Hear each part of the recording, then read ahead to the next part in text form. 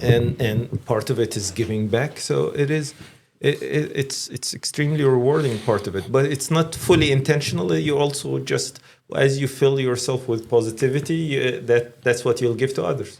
One thing I admired about you, Islam, is that when you were doing this, going on that particular journey, I realized that you weren't, correct me if I'm wrong, but you weren't always this articulate in terms of your deliveries of speeches and presentations. You've joined the Toastmasters for a while, right? Yeah. Share a little bit about that experience. Yeah, you see, you can be the best at something, but if you can't communicate it, no one will see that. Communication, Good point. Yes, good point. Is the tide that raises everything. You can be very deep philosophically, you can be very smart and technically, you can whatever skill that you have, it will never show unless you have a high degree of communication skills. Communication is everything. In fact, it's a multiplier of who you are. Nice. And for you to have any sort of impact, whether in a corporate life, in business, in entrepreneurship, in relations, it's all communication. So communication, as I've went through and forever going through a stage of collecting skills and abilities, communication is an important one of them. I teach myself finances, psychology for relationship, and communication for everything. It's a multiplier of every other skill. So one aspect that I think people rank the most intimidating or the most difficult thing is speaking in public. Yep, that's right. It's a general fear for most people. And for me as well, I wouldn't be able to sit here comfortably speaking in front of your audience for nothing.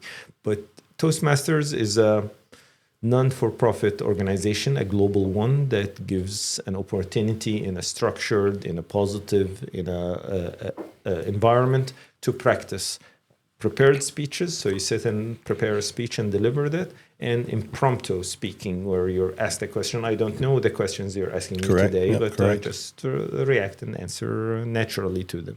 And impromptu speaking. And it's here in Malaysia, it's everywhere around the world. You'll find a chapter near you, and it's the perfect place to go and practice to improve how you communicate. Fantastic. The quote that we're going to quote from this is going to be, communication is the great multiplier in life. So with that in mind, I'll give you one before already. You've given me a book to read to start me on this particular journey, and I've offered one to you last night that I'm reading right now. The Obstacle is the Way. So with that in mind, there is one of the great orators from the Greek times, or some of those times that in the past, that could not speak. They could not do these things. He came from a fluent family, but he could not speak. No. And so he taught himself how to do so. And it's in this book. So when you get the book and you read it, you revert back to this conversation we're having here, which confirms communication is the great multiplier. So with that in mind, I don't want to know this one. What has been your proudest and personal professional achievement to date? Well, that's too vanilla. How do you? I did want to ask you this question. How do you define success, and has that definition changed over time? Oh, I mean, that's a difficult one, and that's the one I'm struggling with currently.